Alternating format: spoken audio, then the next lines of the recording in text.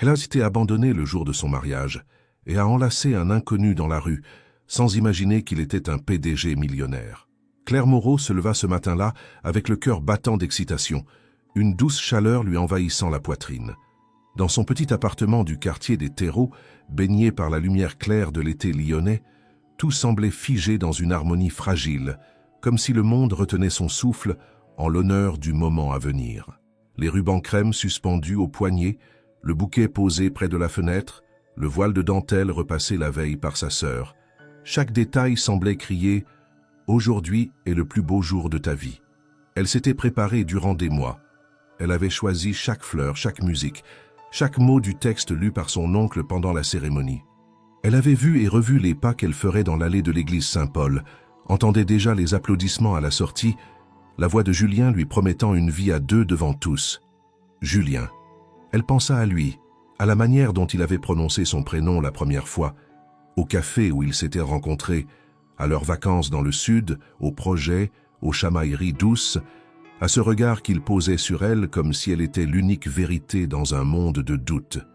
Il y avait eu des moments d'incertitude, bien sûr, comme dans toutes les histoires, mais rien qui n'eût jamais semblé pouvoir ébranler leur fondation.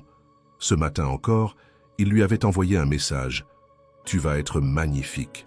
Je t'aime. » Elle avait souri, une main sur le cœur. Le temps s'accéléra soudain. Les amis arrivèrent pour l'aider à enfiler la robe. Des rires nerveux fusèrent. Le maquillage fut posé avec soin, les cheveux tressés délicatement. Claire avait du mal à croire que tout cela était réel. À midi, elle était prête. Elle attendait la voiture. Le ciel était d'un bleu irréprochable. Devant l'église, les invités commençaient à arriver. L'organiste répétait doucement les premières notes de la marche nuptiale. Les cloches semblaient bénir la scène à l'avance, mais lorsque 13 heures sonnèrent, Julien n'était pas là. Claire, dans une pièce attenante à la sacristie, tenait son bouquet de pivoine et de roses blanches sans comprendre. Il a sûrement été retenu. Un embouteillage. Il va arriver. Les murmures commencèrent. Sa mère jeta un regard inquiet à son père. L'oncle vérifia sa montre pour la 5e fois. Un quart d'heure passa, puis une demi-heure, 1 heure. Le téléphone de Julien restait muet. Aucun message, aucun appel, aucun signe. Claire ne disait rien. Son regard fixait un point invisible sur le mur, ses doigts crispés sur les rubans de soie. Elle se levait parfois, s'approchait de la fenêtre, écoutait les pas dehors, mais rien ne venait. Finalement, à 14 heures passées, le silence fut rompu par une vibration. Le téléphone de Claire vibra sur la table, un numéro inconnu. Elle répondit. La voix à l'autre bout était celle d'un homme, calme, professionnel. Il disait appeler de l'hôpital. Il prononça le nom de Julien. Claire sentit le sol se dérober sous ses pieds. Son cœur battait contre ses côtes comme un oiseau affolé. L'homme dit que Julien avait été admis aux urgences quelques heures plus tôt. Un accident. Il ne donna pas de détails précis, simplement qu'il était en état stable mais sous observation. Claire resta figée. Stable, observation, hôpital, accident. Chaque mot semblait flotter dans l'air, déconnecté, comme si le monde entier s'était mis à parler une langue étrangère. Elle regarda autour d'elle. Le bouquet tremblait entre ses mains. Elle marcha lentement jusqu'à la porte, la poussa sans un mot. Les invités la virent passer, certains se levèrent, d'autres murmurèrent. Elle ne répondit à personne. Elle ne voyait personne. Tout ce qu'elle savait, c'est que le jour qu'elle avait rêvé parfait venait de basculer dans une étrangeté brutale. Les cloches ne sonnaient plus. Les fleurs perdèrent leur parfum. Le satin de sa robe lui semblait soudain étranger, comme une peau qu'elle aurait volée à quelqu'un d'autre. Sur le parvis de l'église, le soleil était toujours là, impassible. Claire marcha, sans savoir où elle allait, comme si le simple fait de mettre un pied devant l'autre pouvait dissiper l'absurdité de ce qui venait de se passer. Elle ne pleurait pas encore. Ce n'était pas encore le temps des larmes. C'était le moment du vide. Celui où l'on cherche à comprendre, mais où il n'y a rien à comprendre. Dans les rues de Lyon, les passants tournèrent la tête en voyant cette jeune femme en robe de mariée marcher seule, désorientée. Certains prenaient des photos, d'autres chuchotaient, mais Claire n'entendait rien.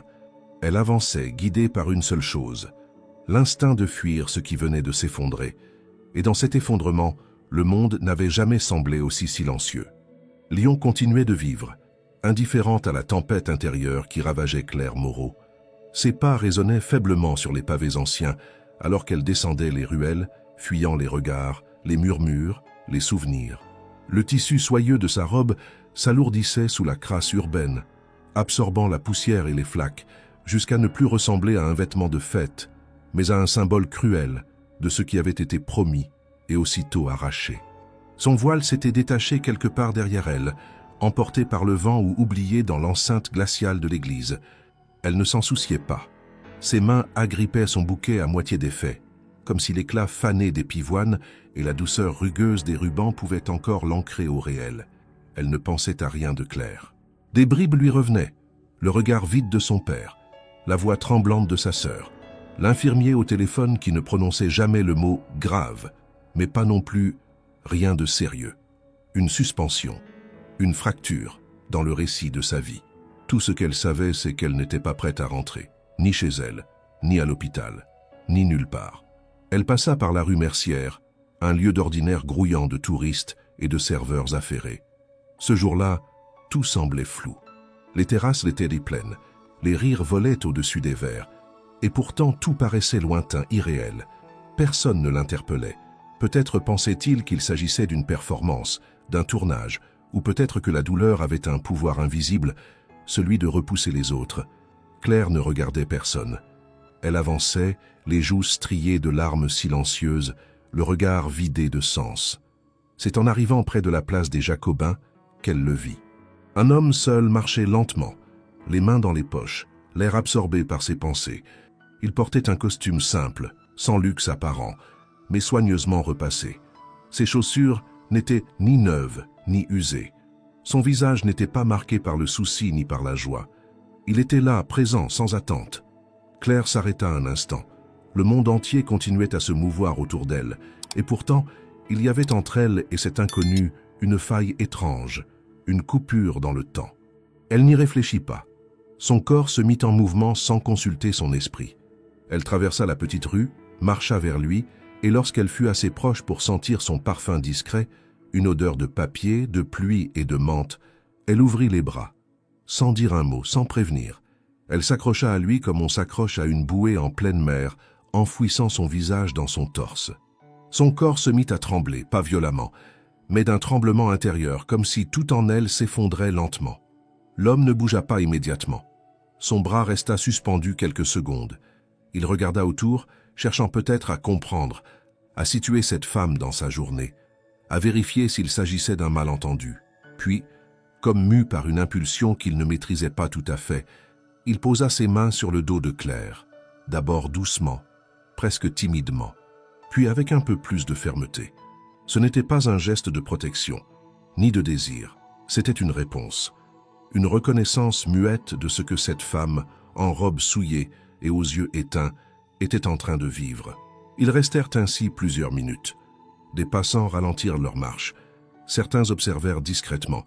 D'autres s'arrêtèrent un instant, fronçant les sourcils, murmurant des hypothèses. Un couple en dispute, une demande en mariage ratée, un tournage. Les explications allaient bon train, mais personne ne s'approchait. Il y avait dans cette étreinte une densité qui interdisait toute interruption. Claire, elle, ne pensait pas. Elle ne mesurait pas l'étrangeté de la scène. Elle sentait seulement cette chaleur inconnue, ce rythme cardiaque régulier qui battait sous sa joue, l'odeur de l'homme, la texture de son veston, le froissement léger de sa chemise. Tout cela la ramenait à un monde où quelqu'un, au moins une fois, pouvait tenir sans poser de questions.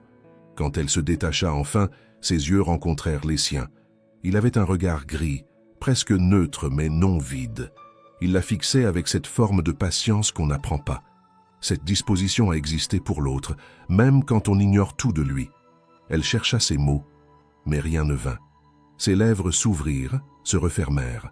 Il ne dit rien non plus. Et cette absence de mots fut plus puissante que n'importe quelle phrase. Il fit un petit mouvement de tête, comme pour dire qu'il comprenait. Et sans poser de questions, il fit un pas de côté, puis un autre, l'invitant doucement à marcher avec lui. Claire hésita. Elle avait peur de tout, de lui, du monde, d'elle-même. Mais ses jambes, engourdies par la peine, la conduisirent à le suivre, non pas comme on suit un guide, mais comme on suit une pulsation dans le noir. Ils descendirent ensemble vers la Saône, en silence. Les gens autour n'existaient plus. Il y avait seulement le bruit de leurs pas et cette étrange parenthèse qui venait de s'ouvrir. Il ne demanda pas son nom. Elle ne demanda pas le sien. Il ne proposa rien, ne promit rien. Il était là et c'était tout. Pour la première fois depuis que tout avait explosé, Claire sentit que son souffle ralentissait. Juste un peu. Pas assez pour dire qu'elle allait bien, mais assez pour ne plus sombrer. Et c'est ainsi, dans le chaos d'un jour ruiné, qu'une étreinte silencieuse devint le premier fil d'une histoire que personne n'aurait pu prédire. Il s'était installé sur un banc, à l'ombre d'un vieux platane, dans une petite place dérobée au regard, là où la ville semblait suspendue entre deux respirations. Claire ne savait pas depuis combien de temps elle était assise là, les doigts agrippés à ce qui restait de son bouquet, les jambes repliées sous la robe froissée. L'homme, toujours silencieux, s'était installé à côté d'elle, sans la frôler, gardant une distance respectueuse. Il n'avait pas sorti son téléphone. Il n'avait pas regardé l'heure. Il était simplement resté là, comme s'il avait tout le temps du monde pour elle. Cet inconnu en désarroi. Claire n'avait encore rien dit. Le silence n'était plus une gêne entre eux, mais une respiration commune, une façon de dire « je suis là », sans perturber l'équilibre fragile de l'instant. Les bruits de la ville s'étaient adoucis. Des enfants riaient au loin. Une fontaine chantonnait doucement derrière eux. Des feuilles frémissaient dans les branches. Et au cœur de cette tranquillité inattendue, Claire sentit le besoin de parler, non pas pour expliquer, mais pour se libérer. Sa voix était rauque, presque étranglée, mais elle parla, pas d'un seul bloc, mais par petites vagues, comme si chaque mot devait trouver le courage de naître. Elle parla de l'église, des invités, du bouquet qu'elle avait composé elle-même avec une tendresse minutieuse, du message du matin, de l'appel glaçant reçu alors qu'elle croyait s'unir à l'homme de sa vie. Elle décrivit Julien, ses mains, sa voix, leurs promesses, les 4 années partagées, les rires et les silences. Elle raconta la robe, les heures de choix, les essayages avec sa sœur, le regard ému de sa mère quand elle l'avait vue prête pour la première fois. Elle s'interrompait parfois, les larmes affleurant, mais l'homme ne bougeait pas. Il ne l'interrompait pas, il ne posait pas de questions. Il écoutait avec cette attention rare, totale, sans chercher à combler les vides. Par moments, il hochait légèrement la tête ou fermait les yeux une seconde, comme pour mieux imprégner chaque mot. Claire sentit, à travers son silence, une forme de présence qui ne cherchait ni solution ni justification. Il ne cherchait pas à réparer. Il était simplement là. Quand elle termina, le soleil commençait à décliner, peignant les façades de la place d'un or doré. Elle s'essuya les yeux avec le revers de sa main, plus par habitude que par souci d'apparence. L'homme sortit alors de sa poche un petit mouchoir blanc, propre, qu'il lui tendit sans mots. Elle l'accepta presque gênée, mais avec un remerciement silencieux dans les yeux. Il lui tendit ensuite une petite bouteille d'eau qu'il avait probablement achetée quelque part en chemin. Elle la but par petites gorgées, comme si elle redécouvrait la soif. Ce fut alors qu'il parla pour la première fois depuis leur rencontre. Sa voix était calme, grave, sans artifice. Il dit simplement qu'il s'appelait Marc. Pas de nom de famille, pas de métier, pas d'explication. Marc. Et ce seul mot suffit à lui donner une place dans cette journée qui, jusque-là, avait été un champ de ruines. Claire répondit en murmurant son propre prénom. Il hocha la tête, comme s'il l'avait deviné. Le silence revint, mais cette fois il avait changé de texture. Ce n'était plus celui du deuil ou du choc, mais celui d'un moment suspendu, d'une trêve entre deux tempêtes. Claire posa ses mains sur ses genoux, regardant devant elle sans fixer un point particulier. Elle n'avait pas envie de rentrer, pas encore. Et Marc ne proposa pas de la raccompagner. Il ne proposa rien. Mais quand elle se leva enfin, il se leva aussi, naturellement, comme si c'était la suite logique de leur étrange entente. Ils marchèrent côte à côte, sans direction précise. Les rues prenaient une teinte rose sous la lumière du crépuscule. Claire, d'ordinaire si attentive aux détails urbains, ne les voyait plus.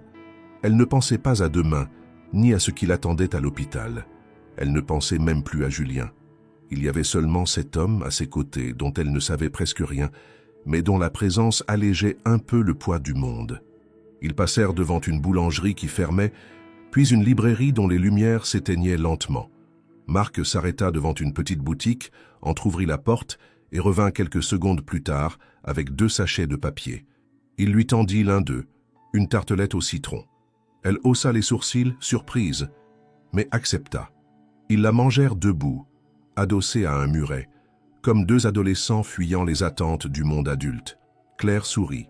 Pas un sourire large ou heureux, mais un frémissement d'âme, le premier depuis des heures. Quand la nuit tomba, ils étaient arrivés au quai de Saoun. L'eau reflétait les lumières des bâtiments anciens. Claire sentit la fatigue s'abattre sur ses épaules, non pas celle du corps mais celle de l'âme. Elle savait qu'elle ne pouvait pas continuer à errer ainsi, mais l'idée de rentrer lui semblait insurmontable.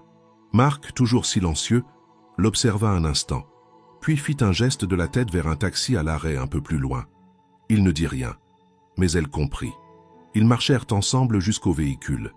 Il ouvrit la porte pour elle, et avant qu'elle ne monte, il lui tendit un petit papier avec un numéro griffonné. « Si jamais tu veux parler encore, ou marcher, ou juste t'asseoir, » dit-il. Claire prit le papier, le regarda une seconde, puis releva les yeux vers lui. Elle voulait dire quelque chose, mais les mots lui manquaient. Alors elle acquiesça lentement, monta dans le taxi et partit. Dans le miroir intérieur, elle le vit s'éloigner, seul, les mains dans les poches, reprenant sa marche comme si la journée n'avait jamais été interrompue. Mais quelque chose avait changé, et Claire, en serrant le papier dans sa main, sut qu'elle ne voulait pas que cet inconnu disparaisse de sa vie. Le lendemain matin, la lumière perçait à peine les rideaux de la petite chambre de Claire quand elle ouvrit les yeux. Le silence dans l'appartement était épais, presque inconfortable, comme si le monde attendait qu'elle décide de le laisser entrer à nouveau. Ses membres étaient lourds, engourdis par une nuit sans repos. Son oreiller portait encore les traces de larmes séchées. Elle resta quelques minutes immobile, les yeux fixés sur le plafond, à écouter les sons diffus de la ville qui s'éveillait. Les voitures passaient au loin, des pas rapides dans l'escalier, une radio chez un voisin. Tout semblait fonctionner normalement, à l'exception de sa propre vie suspendue dans une brèche invisible. Elle finit par se lever, incapable de rester couchée. En traversant le couloir jusqu'à la cuisine, elle croisa son reflet dans le miroir du salon. Ses cheveux en désordre, le maquillage effacé par la douleur, les yeux rougis. Elle détourna le regard. Faire du café, occuper ses mains, échapper au vide. Tandis que l'eau chauffait, elle tenta de structurer ses pensées. Julien, l'hôpital, l'appel. Elle n'avait pas encore pris la décision de lui rendre visite. Elle ne savait même pas si elle voulait entendre ses explications, si explications il y avait. La seule chose à laquelle elle parvenait à penser clairement était ce visage, celui de l'homme rencontré la veille. Marc. Elle s'assit avec la tasse entre les mains. Le numéro était posé sur la table, à côté du bouquet qu'elle avait ramené sans s'en rendre compte, encore serré dans sa main au moment d'entrer. Elle relut les chiffres plusieurs fois, sans oser appeler. Il ne s'agissait pas de cela, pas encore. Ce n'était pas le moment d'une conversation, mais d'une trace, d'un lien qui résistait encore à la douleur. Elle posa le papier dans un livre, à l'intérieur d'un vieux recueil de poèmes qu'elle n'avait pas ouvert depuis des années. Puis elle se leva, s'habilla, attacha ses cheveux en chignon et partit ouvrir la boutique.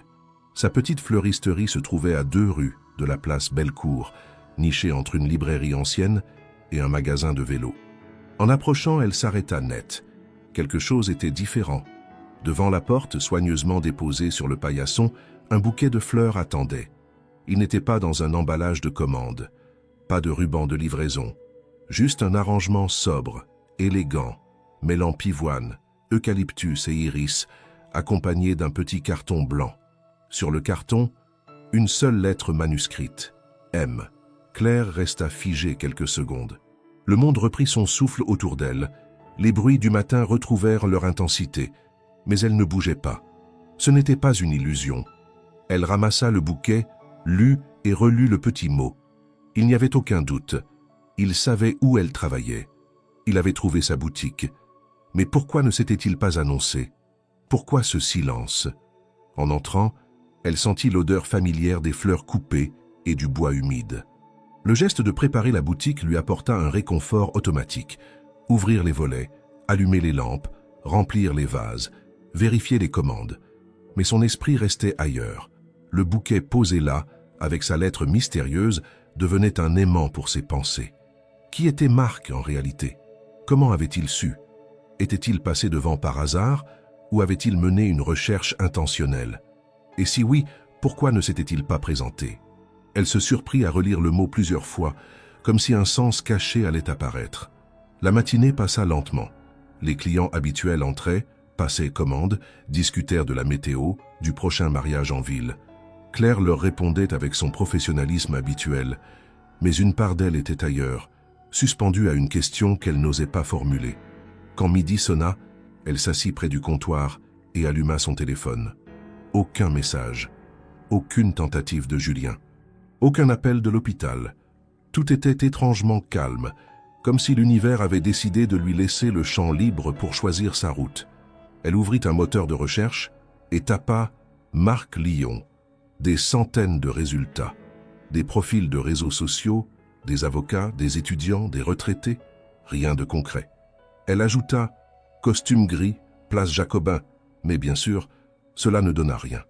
Elle soupira. Ce qu'elle cherchait, ce n'était pas un homme aux caractéristiques précises, mais un moment figé dans l'intimité d'un instant partagé.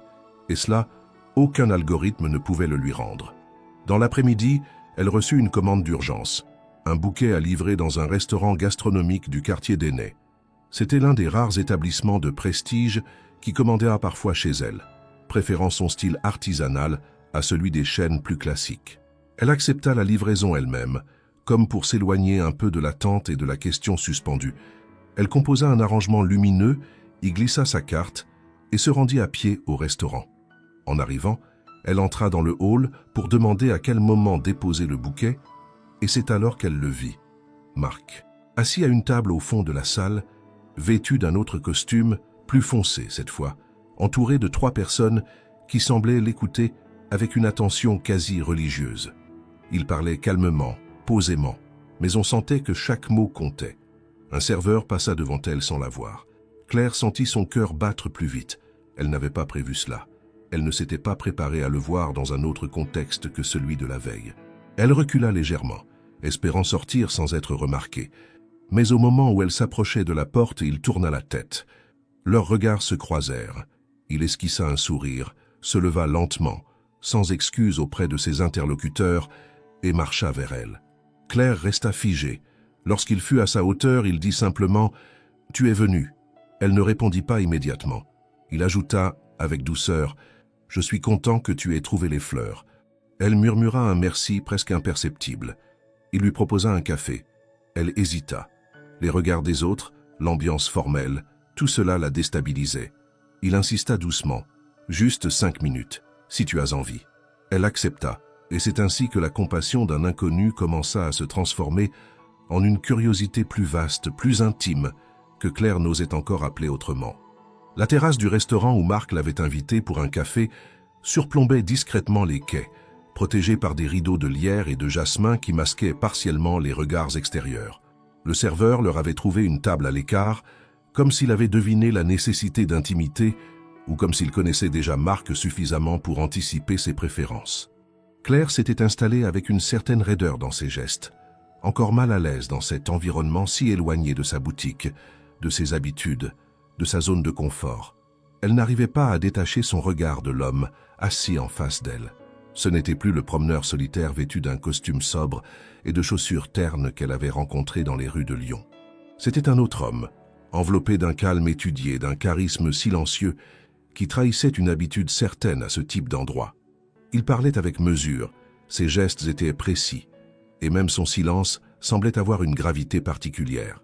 Il ne se comportait pas comme un inconnu, ni comme un client, ni comme un sauveur occasionnel. Il était présent, attentif, mais surtout, il ne semblait pas surpris de la revoir. Le serveur arriva avec 2 cafés, posés sur une petite soucoupe en porcelaine fine. Claire remercia d'un hochement de tête, puis observa Marc porter la tasse à ses lèvres.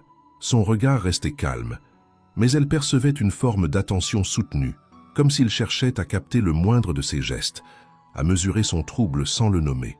Ce n'était pas une attitude intrusive, mais une forme de lecture muette, presque naturelle, et pourtant déconcertante. Claire sentit un léger vertige. Elle ne savait plus très bien qui elle avait en face d'elle. Il brisa le silence avec une simplicité déconcertante. Il lui dit qu'il était heureux de la voir debout, en vie, encore capable de sourire un peu. Que le bouquet n'avait pas été une tentative de la recontacter, mais simplement un prolongement de leur échange silencieux, une façon de lui dire qu'il n'avait pas oublié. Claire baissa les yeux, Elle aurait voulu lui répondre avec la même simplicité, mais tout en elle était chaos. Elle but une gorgée de café, puis lui demanda, presque à voix basse, « Pourquoi m'as-tu écouté ce jour-là » Il haussa légèrement les épaules, comme si la réponse était évidente. « Parce que parfois, il n'y a rien d'autre à faire que d'écouter. Et parce que tu avais besoin que quelqu'un entende sans parler. » Elle acquiesça doucement. Puis, poussée par une impulsion qu'elle-même ne comprenait pas, elle posa une autre question. « Qui es-tu, Marc ?» Ce n'était pas une question agressive, mais une interrogation née d'un besoin de comprendre l'incohérence entre l'homme discret du jour précédent et celui imposant dans sa sérénité qui siégeait devant elle aujourd'hui. Il la regarda longuement, sans répondre immédiatement. Il sembla peser ses mots, puis dit simplement « Un homme qui essaie parfois de redevenir anonyme, qui fuit son propre nom quand il pèse trop lourd. » Elle fronça les sourcils, mais n'insista pas. Il ne mentait pas. Elle le sentait, mais il ne disait pas tout, et ce mystère, loin de la repousser, éveillait en elle une forme de fascination dangereuse. Après le café, il lui proposa de la raccompagner. Ils marchèrent lentement, comme s'ils prolongeaient un moment fragile dont ni l'un ni l'autre ne voulait encore sortir. En arrivant à proximité de la boutique de Claire, il s'arrêta, regarda les vitrines, puis lui demanda s'il pouvait voir l'intérieur. Elle hésita, mais accepta. Une fois à l'intérieur, il observa chaque détail avec une attention sincère. Il effleura les pétales d'un lys, huma un bouquet d'herbes fraîches, s'arrêta devant les cartes écrites à la main. Puis, en regardant autour de lui, il lui dit que cet endroit était une respiration. Claire ne sut pas quoi répondre. Elle n'avait jamais perçu sa boutique autrement que comme un travail, un abri, un espace de création. Entendre ce mot, respiration, prononcé par lui donna une résonance nouvelle. Avant de partir, il lui demanda son avis sur quelque chose. Il avait, dit-il, un projet d'aménagement végétal pour un espace intérieur. Rien de commercial, ajouta-t-il, juste une envie de beauté. Il voulait l'avis de quelqu'un qui comprenait les fleurs au-delà de leur esthétique. Quelqu'un qui savait écouter ce qu'elle disait. Claire haussa les sourcils, intriguée. Il sortit alors une tablette de sa sacoche, l'alluma et lui montra les photos d'un vaste hall vide, baigné de lumière naturelle, avec des murs de pierre claire et un sol en marbre beige. Elle reconnut immédiatement l'un des hôtels les plus prestigieux de la ville. Elle n'osa pas poser la question. Il la regarda et dit, comme s'il lisait dans son esprit, « Oui, il m'appartient. » Claire ne sut pas comment réagir. Elle se sentit brusquement ramenée à une réalité dont elle ne faisait pas partie. Tout dans ce projet, dans ce lieu, dans cette annonce, lui semblait démesuré. Et pourtant, il ne la regardait pas comme un patron face à une prestataire. Il la regardait comme il l'avait regardée sur le banc de la place, la veille, avec une simplicité désarmante. Il lui dit que ce projet n'était pas pressé, qu'il voulait juste savoir si elle accepterait de venir voir l'espace, réfléchir avec lui. Pas pour lui, avec lui. Elle accepta, sans vraiment comprendre pourquoi. Peut-être parce qu'elle ne voulait pas refermer ce chapitre qui venait de s'ouvrir. Peut-être parce qu'elle avait besoin d'un projet, même improbable, pour respirer à nouveau. Peut-être simplement parce qu'au fond, elle savait que cet homme n'était pas un homme ordinaire, et que son geste, son regard, son silence de la veille n'étaient pas dus au hasard. Rien de ce qu'il faisait n'était sans raison. Quand il partit, elle resta seule dans sa boutique, les bras croisés, le regard perdu dans les fleurs. Elle n'avait pas encore compris ce qui commençait, mais elle sentait, dans le frémissement discret de quelque chose d'inconnu, qu'elle venait de poser le pied dans un territoire nouveau, et que le monde depuis cette rencontre avait déjà changé de couleur. Le lendemain matin, Claire se leva tôt. Le sommeil avait été morcelé, envahi de rêves flous, où les images se superposaient sans logique. Son bouquet de mariée abandonné dans une ruelle, Marc apparaissant derrière le comptoir de sa boutique, un hall vide envahi de feuillages mouvants.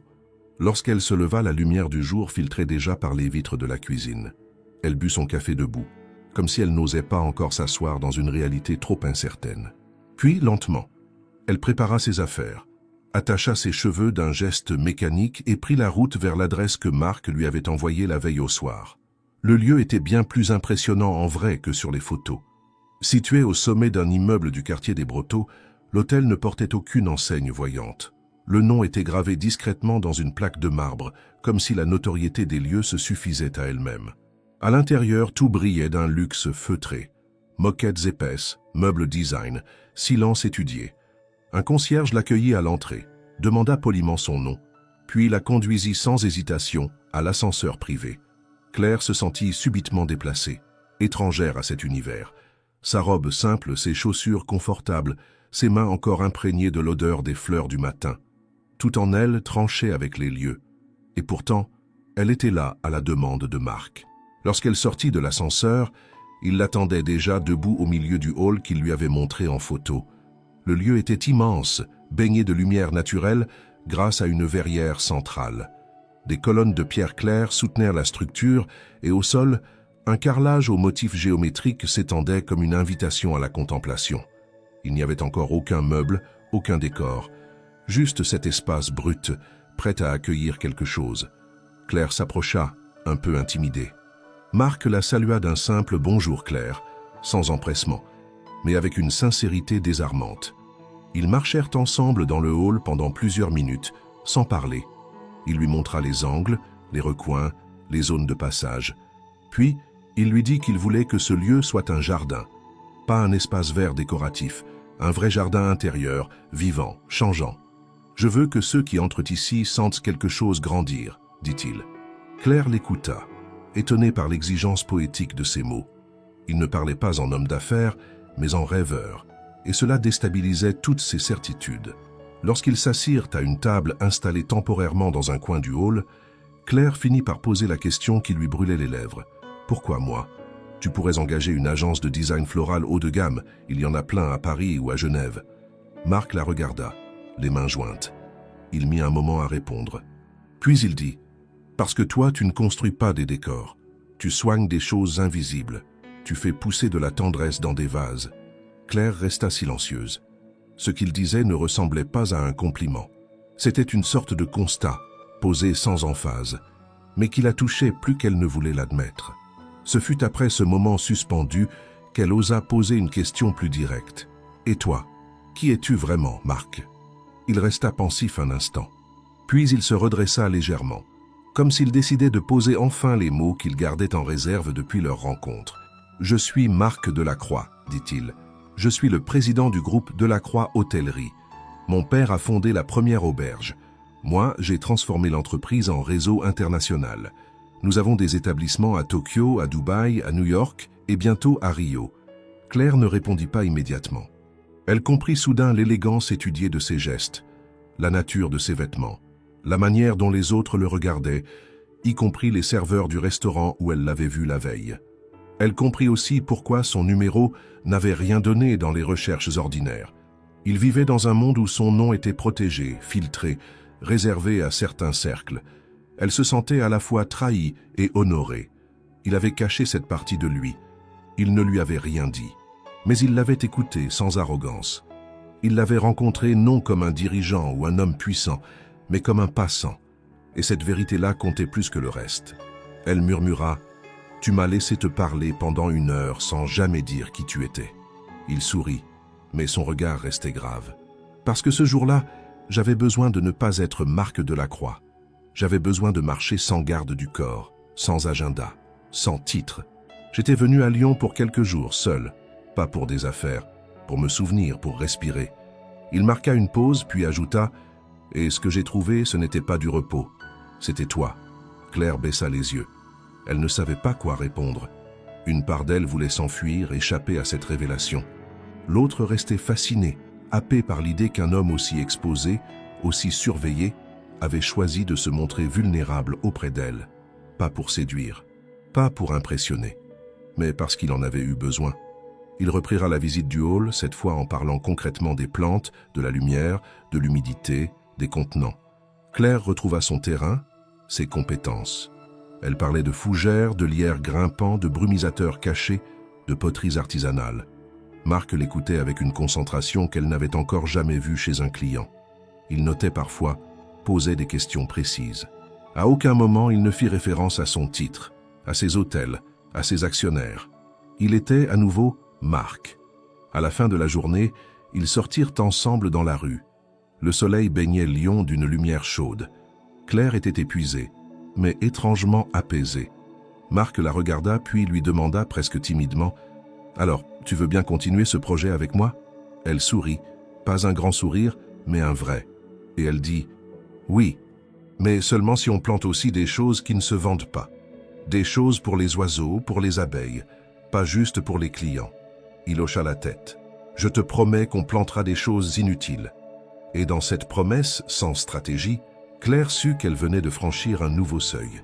Les jours qui suivirent furent remplis d'un mouvement étrange, à la fois familier et inédit. Claire se rendait régulièrement à l'hôtel de la Croix, où le projet du jardin intérieur prenait doucement forme, mêlant planches esquissées à la main, visites de pépinières spécialisées, discussions sur les saisons, la lumière, les textures et les odeurs. Ce qui n'avait commencé que comme une simple collaboration prenait une ampleur inattendue, et chaque rendez-vous devenait prétexte à de nouvelles conversations, toujours plus profondes, plus libres. Marc était là à chaque étape. Non pas comme un patron pressé de voir son projet aboutir, mais comme un compagnon de chantier attentif, parfois émerveillé par les détails que Claire lui montrait. Il écoutait avec une curiosité presque enfantine ses explications sur les rythmes naturels, les associations botaniques, la manière dont certaines fleurs ne s'ouvrent que si elles sentent l'ombre d'un arbre voisin. Il posait des questions, parfois naïves, parfois techniques, et jamais par politesse. Il voulait comprendre. Claire s'en rendait compte. Ce n'était pas seulement un projet d'image pour lui, c'était un espace de réconciliation. Elle, de son côté, oscillait entre prudence et abandon.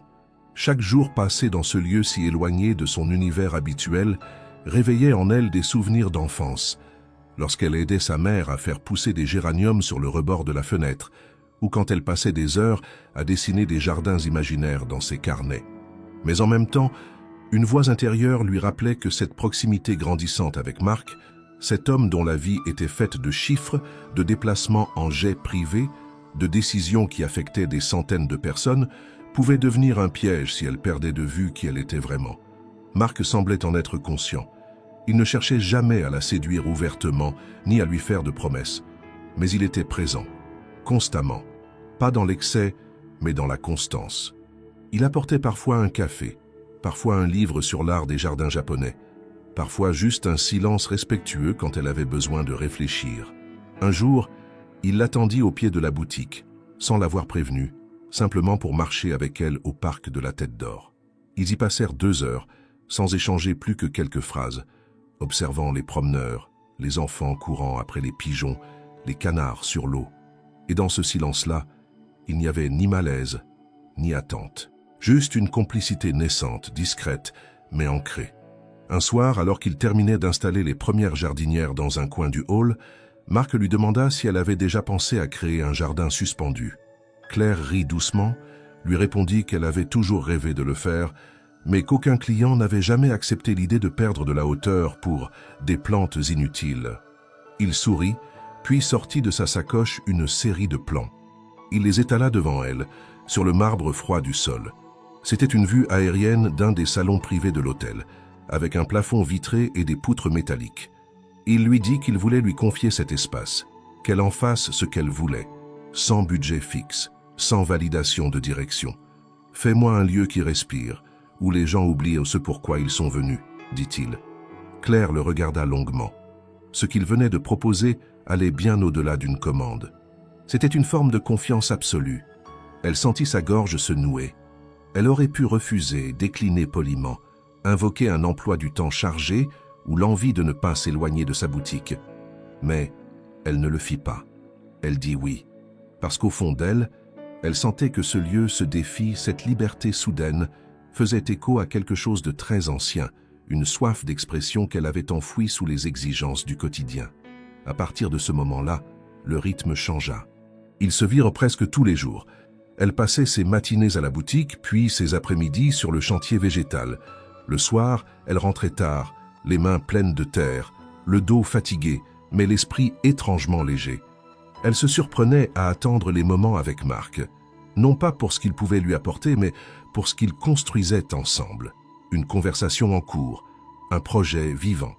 Et elle voyait dans son regard parfois une forme de fatigue qu'elle reconnaissait. Une lassitude derrière les sourires, une solitude bien cachée mais tenace. Un jour, alors qu'ils observaient les premières fleurs éclore dans les jardinières installées, Il lui confia qu'il n'avait jamais vraiment eu de maison. Il avait grandi dans les hôtels que dirigeait son père, puis dans les appartements impersonnels des capitales du monde. Il disait que tout était toujours temporaire dans sa vie. Les lieux, les meubles, même les relations.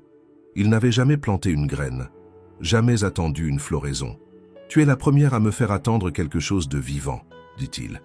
Claire se sentit touchée, mais aussi bouleversée. Elle comprenait alors que ce projet n'était pas seulement esthétique ou personnel. C'était une tentative pour lui d'enraciner quelque chose, de ralentir, de sentir le temps passer autrement que par les agendas et les bilans trimestriels. Elle ne dit rien. Elle se contenta de poser sa main sur l'une des jardinières, comme pour lui montrer que tout cela, les plantes, les parfums, la lumière, n'étaient mis pas que pour les clients ou les visiteurs. Ils étaient aussi pour lui, pour eux peut-être. Et ce fut ce jour-là qu'il lui proposa une chose inattendue. Ils étaient dans l'atelier technique de l'hôtel, entourés de pots en terre et de palettes de terreau. Il lui demanda si elle accepterait de créer une exposition florale, pas pour un événement commercial, mais pour inaugurer le nouveau hall une fois terminé. Une exposition ouverte, gratuite, avec des arrangements qu'elle inventerait elle-même, inspirés des émotions qu'elle avait traversées. Il lui dit qu'il voulait que ce soit son nom, et non celui de l'hôtel, qui apparaisse sur l'invitation. « Parce que c'est toi qui donnes vie à ce lieu, dit-il. » Claire sentit une vague d'émotion la traverser. Elle hocha la tête. Ce projet devenait peu à peu un miroir de son propre parcours, et dans ce miroir, elle commençait à voir non plus une femme abandonnée à l'hôtel, mais une artiste, une créatrice, une femme qui avançait. Et Marc, silencieusement, continuait de l'accompagner dans cette traversée, pas en leader, mais en égal, en témoin. Elle accepta la proposition, sans réserve, parce qu'au fond, elle savait qu'il n'y avait plus de retour possible. Les semaines suivantes, le projet prit une ampleur inattendue. Les jardinières suspendues commencèrent à jaillir de verdure, les fougères s'étirant vers la lumière, les orchidées dévoilant leurs fleurs délicates, les petits arbustes répandant un doux parfum de résine. L'espace, autrefois vide et froid, se transformait peu à peu en un sanctuaire intérieur, une bulle vivante que Claire, guidée par son instinct, façonnait avec passion. Elle retrouvait sa créativité, sa rigueur et un sens profond de la beauté éphémère. Elle se sentait vivante pour la première fois depuis l'accident de son mariage. Marc continuait à la soutenir, toujours présent, non comme un mentor imposant, mais comme un partenaire silencieux, attentif. Quand elle hésitait entre deux variétés, il lui demandait ce que ressentait chacune. Quand une jardinière s'avérait fragile, il la remplaçait sans commentaire, avec une délicatesse respectueuse. Ils avaient installé un petit potager éphémère près de l'entrée, où poussaient des herbes odorantes et des fleurs sauvages, choisies pour nourrir les abeilles ou égayer les regards. C'était la promesse qu'il avait faite, planter des choses inutiles, mais nécessaires à la vie. Une promesse tenue.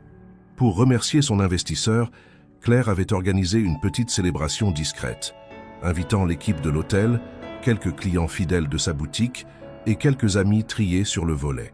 L'ambiance était chaleureuse, parfois intime, comme si le lieu, ce lieu qui jusque-là avait été son refuge professionnel, devenait une plateforme de reconnaissance, un espace partagé. Claire portait une robe simple, un peu plus élégante que d'habitude, mais surtout choisie pour refléter la sobriété de son art. Elle arborait un léger sourire, les épaules dégagées, prête à dire merci pour l'attention qui lui était portée. C'est alors que tout bascula. Un blog de potins bien connu dans la ville publia un article inattendu, accompagné de photographies prises discrètement lors de la soirée. On y voyait Claire, élégante et souriante, au bras de Marc, l'air complice sous le titre évocateur « La mystérieuse fleuriste de Lyon et le magnate discret, rumeur de liaison ». L'article racontait avec jubilation supposée que le PDG de la célèbre chaîne hôtelière aurait trouvé une nouvelle muse dans une artisane florale et avançait des insinuations sur une possible relation financière avantageuse pour elle, l'ombre d'un coup de pouce sans contrepartie claire. Le ton était sensationnaliste, les informations non vérifiées, mais l'impact fut immédiat.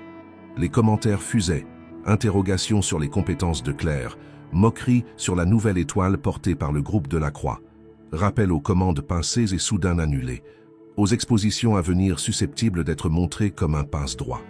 Le lendemain matin, en ouvrant sa boutique, Claire découvrit l'effet réel du blog. Sur la porte, Des autocollants confectionnés à la main ou imprimés de manière artisanale clamaient « Fleuriste sans éthique »,« Tout pour l'image »,« Fausse indépendance ». Le cœur lui manqua un instant.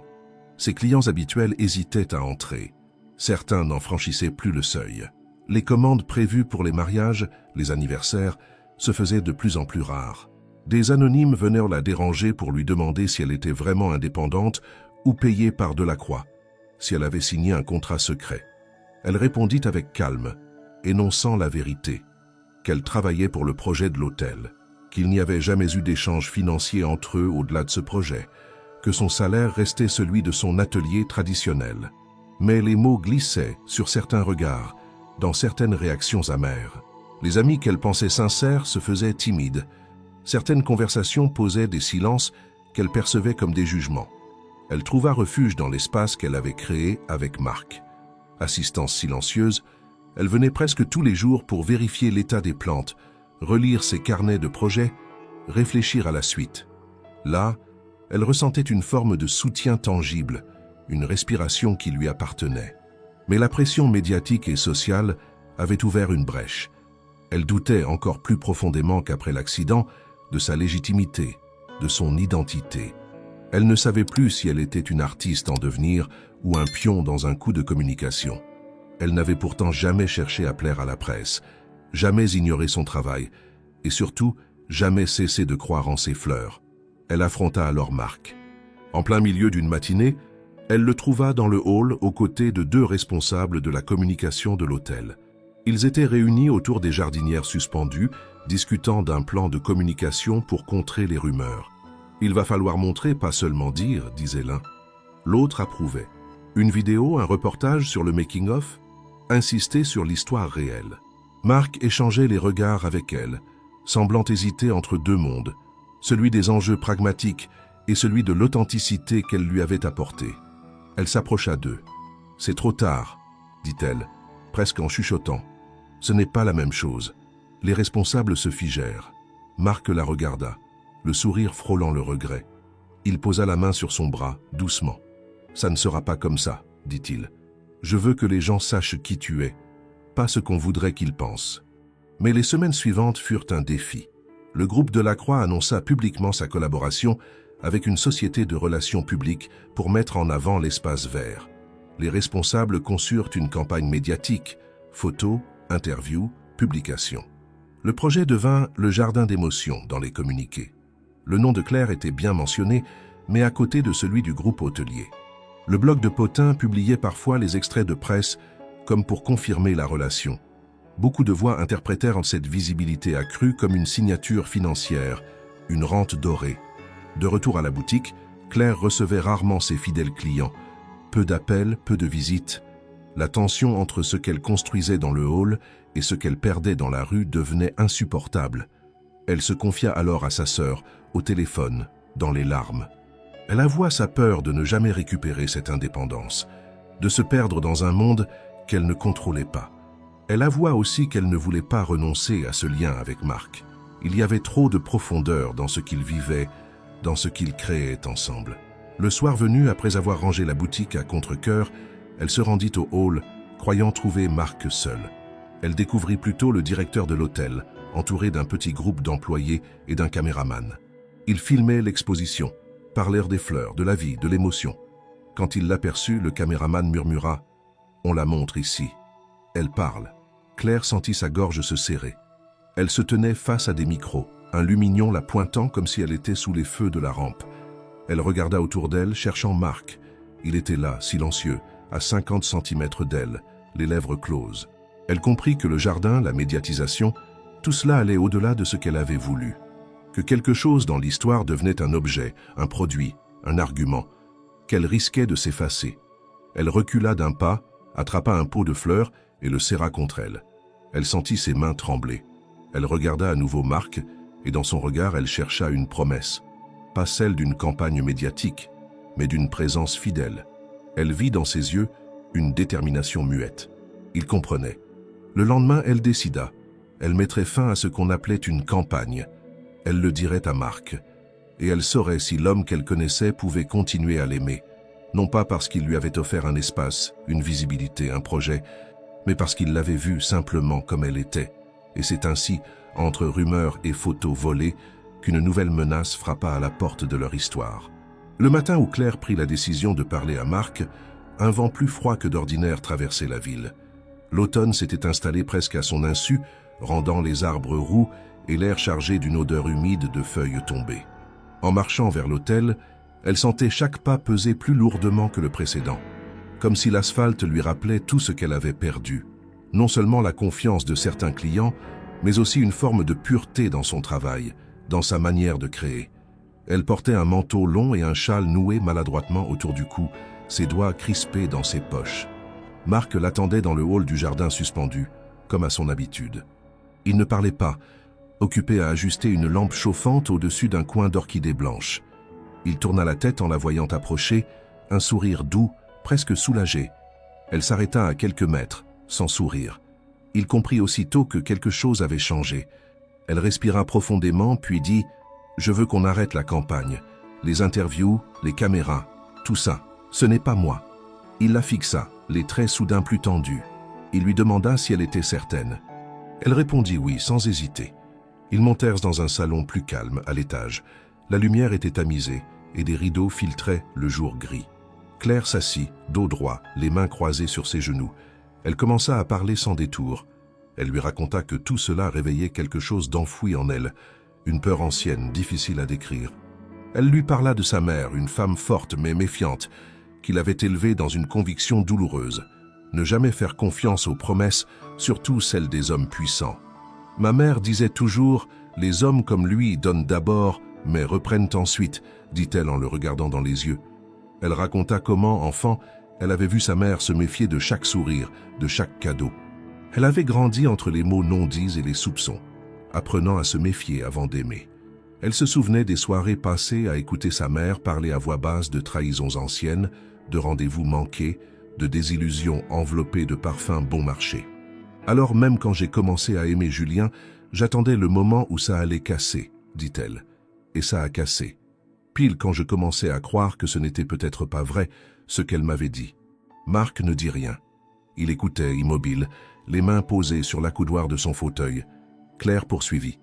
Elle lui expliqua que tout ce qui était en train de se passer, le regard des gens, les articles, la suspicion, lui rappelait cette peur viscérale de n'être qu'un pion, une jolie histoire ajoutée au tableau d'un homme important. Elle savait que Marc ne l'avait jamais traité ainsi, mais elle savait aussi que les perceptions extérieures agissaient comme des poisons, que l'opinion des autres pouvait parfois détruire les choses les plus sincères, et que ses fondations à elle, déjà fissurées, ne pouvaient pas tout supporter. Marc la remercia pour sa franchise. Il lui raconta alors quelque chose qu'il n'avait jamais confié à personne de son entourage professionnel. Il parla de son propre père, un homme exigeant, autoritaire, obsédé par la réussite. Il avait toujours dit à Marc qu'aimer rendait faible, que la compassion brouillait le jugement. Il lui avait appris à gérer des chiffres, pas des émotions, à diriger des gens, pas à les comprendre. Marc avait obéi longtemps. Il était devenu ce que son père avait voulu, un héritier, un PDG, un visionnaire. Mais jamais, jamais, il n'avait été un homme libre. Puis un jour, son père était mort subitement, d'un arrêt cardiaque pendant une réunion à Genève. Et Marc, assis à côté de lui au moment de son dernier souffle, s'était senti étrangement vide. Pas triste, pas soulagé, juste vide. Comme si quelque chose s'était éteint en lui. Pas seulement une vie, mais une direction. Il avait compris alors que tout ce qu'il possédait ne servait à rien s'il n'y avait pas quelqu'un pour partager l'essentiel. Les silences, les doutes, les soirs sans réponse. C'était cela qu'il avait cherché dans sa marche, le jour où il avait croisé Claire. Et c'était cela qu'il avait vu en elle. Il lui dit qu'il comprenait sa peur, qu'il ne chercherait plus à la convaincre par des projets, des espaces ou des gestes publics, qu'il était prêt à tout mettre en pause, même le jardin, si elle sentait que cela la détruisait. Claire sentit une larme couler sur sa joue. Pas une larme de tristesse, mais une larme de soulagement. Pour la première fois depuis longtemps, quelqu'un lui proposait de reculer pour qu'elle puisse avancer. Ils restèrent là un long moment, sans se toucher, sans ajouter de mots inutiles. Puis Claire se leva. Elle lui dit qu'elle ne savait pas encore ce qu'elle voulait, qu'elle avait besoin de silence, de retrouver ses repères. qu'elle devait comprendre qui elle était sans la lumière projetée sur elle. Marc hocha la tête. Il lui tendit une enveloppe. À l'intérieur, un billet d'avion, une simple feuille blanche pliée en 4, avec ces mots manuscrits « Reviens si tu veux, ou ne reviens pas, mais n'oublie pas ce que tu es capable de faire quand tu crées. » Elle le regarda une dernière fois. Il n'y avait rien à ajouter. Elle sortit du salon, descendit lentement l'escalier, franchit le hall. Elle passa devant les jardinières, les toucha du bout des doigts, comme pour leur dire au revoir. Puis, elle ouvrit la porte et sortit dans la rue, sous le vent froid. Elle ne savait pas où elle allait, mais elle savait qu'elle n'était plus la même femme qu'au jour de son mariage. Et dans ce changement silencieux, il y avait déjà un début de réponse. Quelques jours après leur conversation dans le salon feutré de l'hôtel, Claire s'était retranchée dans un silence nécessaire. Elle avait réduit les heures d'ouverture de sa boutique, fermé les canaux en ligne, annulé toutes ses livraisons non essentielles. Elle passait ses journées seule, entre les murs familiers de son petit appartement ou assise sur un banc discret dans un parc de la Croix-Rousse, griffonnant des idées dans un carnet dont elle déchirait les pages aussitôt qu'elles prenaient forme. Elle n'avait pas encore décidé de renoncer au jardin suspendu, ni de couper le lien avec Marc, mais elle avait décidé de n'appartenir à rien, ni à un projet, ni à une image, ni à un récit construit de l'extérieur. Pendant ces jours de repli, les messages de Marc restèrent rares et mesurés. Il n'envoyait rien d'autre que des signes de présence, comme un poème court griffonné sur une carte postale ancienne ou une photographie d'un bouton de fleurs en train d'éclore glissé sous la porte de la boutique. Aucune pression, aucune question, juste la preuve discrète qu'il n'avait pas disparu. Claire ressentait à la fois de la gratitude et une forme de crainte diffuse. Elle savait que tôt ou tard, elle devrait faire un choix. Puis un matin, alors qu'elle ouvrait la boutique pour la première fois depuis plusieurs jours, elle trouva une enveloppe scellée avec soin, glissée entre 2 pots de céramique sur l'étagère extérieure. À l'intérieur, une lettre manuscrite. Marc écrivait qu'il devait partir pour une conférence internationale à Kyoto, un événement prestigieux auquel il ne pouvait pas se soustraire. Il écrivait aussi qu'il ne voulait pas partir sans lui proposer une dernière fois quelque chose, l'accompagner. Pas en tant qu'intervenante, ni en tant qu'invitée officielle. Juste elle, sa présence, rien de plus. La lettre était brève, mais claire. Il ajoutait qu'il ne relancerait pas s'il n'avait pas de réponse. Il partait dans 3 jours. Si elle voulait venir, elle n'avait qu'à confirmer le billet qui lui avait été laissé dans le même pli. Sinon, il comprendrait. Et il conclut par une phrase qui n'était ni une supplique ni une provocation, mais un seuil. « Découvre si tu veux marcher à mes côtés ou continuer seul. Je t'attendrai, quelle que soit ta réponse. » Claire passa la journée entière à regarder le billet d'avion. Elle le posa sur le comptoir, puis sur son bureau, puis au centre de la table. Parfois, elle s'approchait, lisait les horaires, regardait les caractères japonais imprimés au bas. Elle imagina les rues de Kyoto, les temples, les jardins, le calme discipliné d'une culture qu'elle n'avait connue que dans les livres. Elle imagina Marc, debout dans un salon élégant, entouré de gens de pouvoir. Puis elle, silencieuse à ses côtés, sans rôle défini. Elle ressentait la peur ancienne, celle d'être accessoire, de ne pas exister pleinement. Mais au fond, ce qu'elle craignait plus que tout, c'était que Marc ait raison. Que marcher avec lui ne signifie pas se perdre, mais se retrouver. Elle pensa à sa mère, à Julien, à la ville. Elle pensa aux fleurs, à ce jardin suspendu, à ce qu'ils avaient bâti. Elle pensa à la solitude des premiers jours, au banc, à l'étreinte initiale. Et elle sut qu'elle ne pouvait pas fuir plus longtemps. Elle devait affronter ce qu'elle devenait, non pour lui, mais pour elle-même. Mais au lieu d'accepter, elle décida autrement. Elle emballa le billet, le remit dans une enveloppe et le retourna à l'hôtel accompagné d'un mot bref. « Je ne viens pas encore. J'ai besoin de me tenir droite seule. J'ai besoin de me choisir moi avant de te choisir toi. » Puis, elle resta là dans sa boutique regardant les aiguilles de l'horloge tourner jusqu'à ce qu'elle sache qu'il avait pris son avion. Elle ne pleura pas. Elle ne douta pas. Elle avait fait le seul choix qu'elle pouvait faire en accord avec ce qu'elle reconstruisait. La solitude n'était plus un vide, c'était une étape. Dans les jours qui suivirent, elle ne reçut aucune réponse, pas de lettre, pas de message, pas de carte. Marc respectait sa décision comme il l'avait promis, et dans ce silence-là, Claire comprit que la confiance, la véritable confiance, ne s'imposait pas. Elle se construisait dans l'absence, dans la distance, dans le vide assumé. Elle se mit alors à travailler différemment. Elle rouvrit la boutique, mais sans faste. Elle prit de petits projets, redonna vie à de vieux arrangements, répara des pots cassés. Elle refusa des offres de collaboration, déclina des interviews. Elle voulait rester invisible un moment, cultiver le silence. Et ce fut dans ce silence un soir qu'elle eut une idée. Pas une fulgurance, mais un fil discret, une évidence lente. Elle allait créer quelque chose, pas pour Marc, pas pour le public, pour elle. Elle passa plusieurs nuits à dessiner. Elle ressortit ses carnets, ceux qu'elle avait remplis au tout début, juste après le mariage manqué. Elle y retrouva des notes sur les compositions florales comme narration, des idées de parcours sensoriels, des projets d'exposition. Et elle comprit. Elle allait transformer cette douleur, cette rupture, ce jardin suspendu, en récit.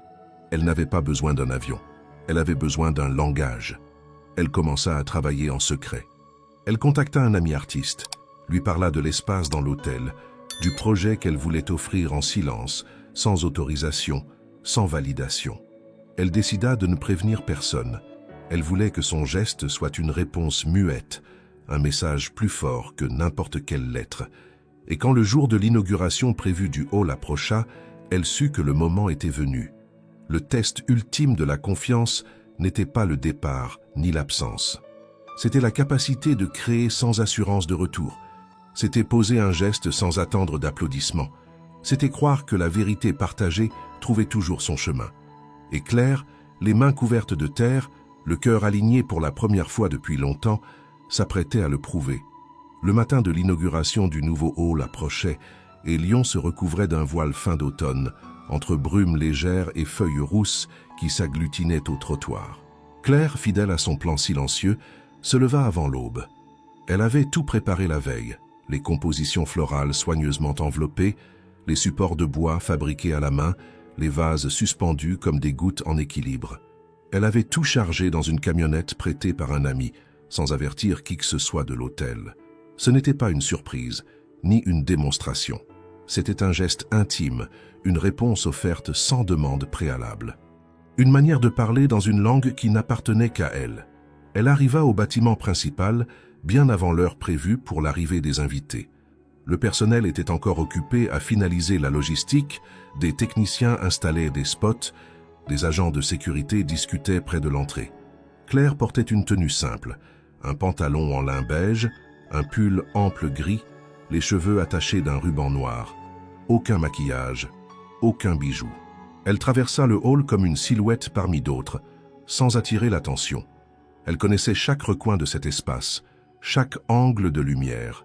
Elle se glissa jusqu'à l'escalier secondaire, monta jusqu'au jardin suspendu et retrouva le lieu tel qu'elle l'avait laissé. Nu, silencieux, en attente. Elle installa les premières pièces avec lenteur.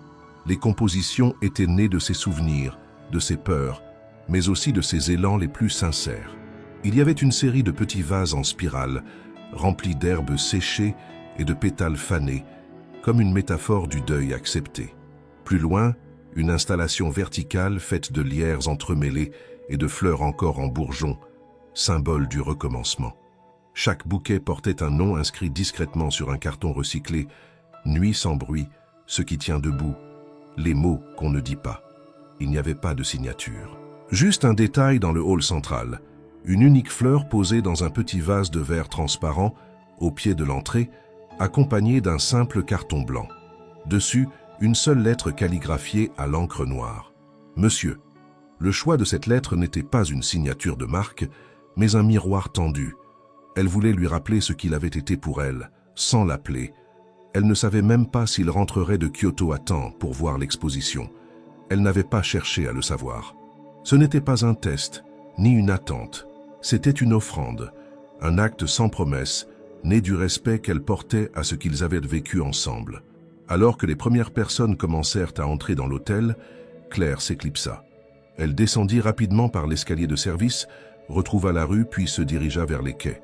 Elle marcha sans but, laissant le vent effleurer son visage, les sons de la ville se dissoudre dans le tumulte intérieur qu'elle maîtrisait enfin. Elle n'avait jamais ressenti une paix aussi étrange. Il n'y avait plus d'urgence, plus d'angoisse à être comprise ou validée. Elle avait parlé, avec les fleurs, avec l'espace, avec son corps. Et maintenant, elle pouvait se taire. Pendant l'après-midi, elle reçut 2 messages. Le premier venait d'un employé de l'hôtel, un certain Alain qu'elle connaissait à peine, qui lui écrivait « C'est vous qui avez fait ça, n'est-ce pas? Je n'ai jamais vu les gens marcher si lentement ici. » Le second, plus court, venait d'un numéro inconnu. « Merci, c'était comme entrer dans un poème. » Claire lut ces mots, sourit doucement, mais ne répondit pas. Elle ne reçut aucun message de Marc ce jour-là. Elle ne sut pas s'il avait vu l'exposition, ni s'il avait reconnu la lettre, ni même s'il était de retour en France. Le soir venu, elle s'installa sur le canapé de son salon, une tisane fumante entre les mains, et ferma les yeux. Elle repassa mentalement chaque installation, chaque texture, chaque silence capturé. Elle comprit que ce qu'elle avait laissé dans ce jardin n'était pas seulement une réponse à Marc, mais aussi une déclaration d'indépendance. Elle s'était définie, non par opposition ou fuite, mais par création. Le lendemain, en ouvrant sa boutique, elle trouva un nouveau bouquet déposé devant la porte. Il était différent des précédents, plus sauvage, moins structuré. Des fleurs de champ, des branches de mûrier, quelques feuilles tachetées, et au centre une seule fleur blanche, la même que celle qu'elle avait posée dans le hall. Aucun mot, aucune signature, juste la présence discrète d'un écho. Ce n'était pas une déclaration, pas un appel, juste un signe qu'il avait vu, qu'il avait compris. Et dans cette absence de mots, Claire trouva une réponse plus claire que toutes celles qu'elle aurait pu attendre. Ce jour-là, elle travailla sans interruption. Elle réorganisa la vitrine, recontacta quelques anciens clients, répondit à des demandes simples. Elle sentit son corps réintégrer doucement la cadence du quotidien. Elle n'avait plus peur. Elle ne cherchait plus à savoir ce que l'autre pensait, ni s'il viendrait. Elle savait désormais que ce qu'ils avaient partagé n'était pas terminé, mais que sa suite n'avait pas besoin de justification. La connexion existait. Qu'elle mène à un futur commun ou non, elle était devenue une racine en elle. Et parfois, c'est dans le silence d'une lettre jamais écrite qu'on reconnaît la seule réponse qui compte. Les semaines suivantes furent marquées par une accalmie étrange, comme si le tumulte avait enfin cédé la place à une mer plus tranquille. Claire avait retrouvé le rythme lent et rassurant de sa boutique, ses doigts reprenant avec fluidité le geste ancien de tresser des rubans autour de tiges fraîches, de composer en silence des bouquets où chaque fleur disait ce que les mots refusaient encore d'avouer. Les clients revenaient doucement, certains plus curieux qu'avant, d'autres plus fidèles, comme s'ils avaient attendu qu'elle redevienne visible, non plus à travers des articles ou des campagnes, mais par sa propre présence, sobre, entière. Elle n'avait plus eu de nouvelles directes de Marc depuis le jour où elle avait trouvé le bouquet sauvage sur le pas de sa porte. Aucun appel, aucun message. Et pourtant, à chaque coin de rue, à chaque lumière tamisée dans une vitrine, elle sentait sa trace, discrète mais indélébile. Le lien qu'ils avaient tissé, même mis à distance, ne s'était pas rompu. Il existait, à l'arrière-plan de sa vie, comme un écho persistant, ni douloureux ni exaltant, juste là. Un matin de décembre, alors que le givre tapissait les trottoirs et que la ville semblait figée dans un calme hivernal, Claire reçut une carte postale sans timbre, glissée dans la boîte aux lettres de la boutique. Un dessin à l'encre représentant un arbre en hiver, ses branches nues s'étendant comme des bras silencieux. Au dos, quelques mots écrits à la main. « Même sans feuilles, tu existes. Je suis revenu. Si tu veux parler, je serai au parc, là où tout a commencé. » Il n'y avait ni prénom ni date, mais elle sut immédiatement. Le banc, la place, le premier silence partagé. Elle ferma la boutique plus tôt ce jour-là. Elle ne prit ni sac ni manteau, juste son écharpe et des gants. En marchant vers le parc, elle sentit son cœur s'accélérer, non par peur ou espoir, mais par reconnaissance. Elle n'allait pas vers une réponse, elle allait vers une rencontre. Lorsqu'elle arriva, le parc était presque désert. Les arbres dépouillés projetèrent des ombres fines sur le sol givré. Il était là, assis sur le même banc, les mains dans les poches, le regard perdu quelque part entre les branches. Lorsqu'il la vit, il ne bougea pas immédiatement. Il se contenta de lui faire une place. Elle s'assit à côté de lui. Aucune parole ne fut échangée durant les premières minutes. Le silence entre eux n'avait jamais été vide. Il était dense, habité. Marc parla le premier. Il lui dit qu'il avait lu les réactions à son exposition, qu'il avait vu les photos partagées en ligne, les lettres de visiteurs, les messages anonymes, laissées sur les bancs du jardin suspendu. Il dit que le lieu avait pris vie grâce à elle, non pour ce qu'il représentait, mais pour ce qu'il révélait chez les autres. Il lui dit qu'il n'avait pas répondu plus tôt parce qu'il voulait que ce soit elle qui décide s'il y avait encore quelque chose à dire entre eux, et qu'il n'était pas venu pour obtenir une réponse, mais pour la remercier, de l'avoir vue, de l'avoir écoutée, de lui avoir appris à rester. Claire resta silencieuse encore un moment, puis, tournant lentement la tête vers lui, elle murmura « Je ne sais pas où je vais, mais je sais que je n'ai plus besoin de fuir, je n'ai plus besoin de prouver quoi que ce soit, ni à moi, ni aux autres. Et je crois que c'est toi qui m'as appris ça, en m'écoutant sans vouloir me réparer. » Marc hocha la tête, les yeux embués. Il ne tenta aucune caresse, aucun geste déplacé. Il respectait chaque mot, chaque espace. Claire poursuivit « Je ne veux pas de promesses, je ne veux pas de plan, pas maintenant. Ce que je veux, c'est qu'on soit là, ensemble, sans vouloir que l'autre remplisse un vide ou complète un rêve. Je veux qu'on marche, côte à côte, sans direction imposée. Et si, à un moment, on regarde dans la même direction, alors on saura qu'on peut continuer. » Il sourit. Pas un sourire triomphant, mais un sourire habité, fragile. Il sortit de sa poche une petite boîte en carton. Claire ouvrit les yeux avec surprise. Il la lui tendit, sans un mot. À l'intérieur, une paire de gants de jardinage en cuir, souples et usés. Elle le regarda avec perplexité. Il répondit à son regard « Ce sont les premiers que j'ai achetés après t'avoir rencontré. Je ne m'en suis jamais servi, mais je les ai gardés, parce que ce que j'ai planté avec toi, ce n'est pas un jardin. C'est une autre façon d'être au monde. » Elle reposa la boîte sur ses genoux. Il ne lui demanda pas de décision, il ne l'invita pas chez lui. Il ne lui proposa rien d'autre que d'être là. Et dans cette simplicité, Claire sentit le poids des mois précédents s'alléger. Elle n'était plus définie par ce qu'elle avait traversé. Elle était définie par ce qu'elle choisissait aujourd'hui. Ils restèrent sur le banc jusqu'à ce que le froid les pousse à bouger. En se levant, il lui tendit une main. Pas pour la guider, pas pour la tirer, juste pour l'accompagner. Elle la prit doucement, et ils commencèrent à marcher, sans promesse, sans rituel, juste la présence. Et parfois, c'est tout ce qu'il faut pour choisir de rester. Le printemps arriva à Lyon avec une discrétion naturelle, mêlant les premières senteurs de lilas à la lumière douce des fins de journée. Le froid s'estompait lentement, laissant place à un air chargé d'humidité fertile, celui qui annonce les bourgeons, les marchés en plein air et les terrasses redécouvertes. Claire avait passé l'hiver dans une sobriété assumée, loin des apparitions publiques, refusant les interviews, évitant les salons professionnels. Elle avait préféré le retour aux détails, à la minutie, à la création pure. Son cœur, pourtant, n'était plus celui d'avant. Elle avait revu Marc plusieurs fois, toujours sans faste, sans annonce. Des rencontres dans des lieux neutres, des cafés, des parcs, des promenades au bord de la Saône. Il n'y avait pas de contrat entre eux, ni de déclaration pompeuse. Ils partageaient le présent comme on partage un jardin, avec patience, avec attention, avec cette certitude tranquille que rien ne pousse sous la contrainte. Un jour, elle lui dit qu'elle avait un projet. Il n'insista pas pour en savoir plus. Il lui dit seulement qu'il voulait l'écouter quand elle serait prête à raconter. Quelques semaines plus tard, Claire franchit à nouveau les portes de l'Hôtel de la Croix. Pas comme invitée, ni comme artiste, mais comme entrepreneur. Elle portait sous le bras un dossier complet, rédigé de sa main avec un plan détaillé, des croquis, des échéanciers. Elle avait trouvé un espace inoccupé au rez-de-chaussée, à côté d'une ancienne galerie commerciale désaffectée. Elle voulait y ouvrir une nouvelle boutique, pas une filiale de la première, pas une antenne. Un lieu à part entièrement consacré aux fleurs rares, aux installations éphémères, aux créations végétales inspirées du monde entier. Elle avait même trouvé un nom, Racine. Marc l'écouta avec attention. Il ne proposa aucune modification. Il valida le projet avec la même confiance muette qu'il avait toujours eue pour elle.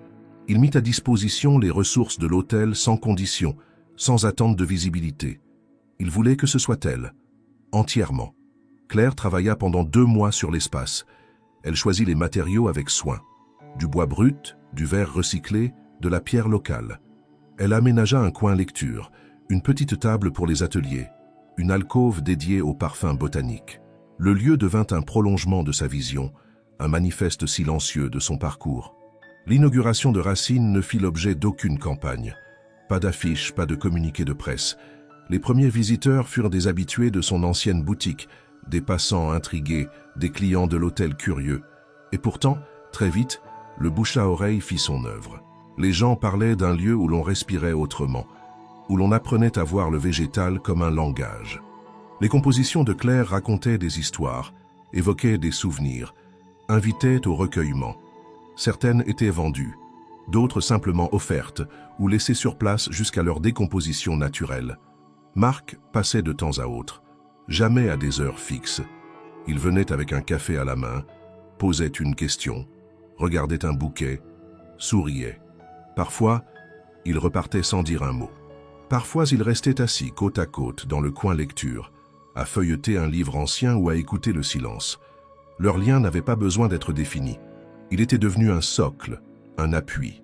Claire ne vivait pas dans l'ombre de Marc. Elle n'était pas la fleuriste du PDG. Elle était Claire avec ses doutes, ses forces, ses créations. Et lui, Marc, restait à distance respectueuse, présent sans jamais envahir. Ils ne vécurent pas ensemble. Ils ne firent pas de plan à long terme. Mais ils apprirent à s'accueillir, l'un dans le quotidien de l'autre, comme deux solitudes réconciliées. Quand Claire refermait la boutique le soir, il arrivait parfois qu'elle le trouve assis devant, un carnet à la main, notant des idées qu'il ne concrétiserait jamais. Elle s'asseyait à côté de lui et ils regardèrent la ville changer de couleur. Ils n'avaient plus besoin de se dire « nous ». Le simple fait d'être ensemble suffisait. Un jour, un jeune couple entra dans Racine. Ils cherchèrent des fleurs pour un mariage. Claire les écouta puis leur proposa une composition qu'elle avait appelée « Jour de pluie ». Ils lui demandèrent pourquoi ce nom. Elle répondit « Parce que ce jour-là, je croyais que tout était perdu, mais c'est lui qui m'a rendu à moi-même. » Ils ne compriraient pas tout, mais ils achetèrent les fleurs. Et ainsi, dans un coin discret d'un hôtel prestigieux, au cœur d'une ville en mouvement, Claire redevint ce qu'elle avait toujours été, une femme qui faisait pousser la beauté dans les interstices, une artiste de l'éphémère, une voix qui parlait à travers le silence des plantes. Ce qui avait commencé par un abandon se transforma, non en revanche, ni en gloire, mais en présence. Une histoire construite non sur des promesses, mais sur des actes, non dans la précipitation, mais dans la patience. Et parfois, c'est tout ce qu'il faut pour bâtir quelque chose de solide. Une racine, une main tendue, un regard qui reste,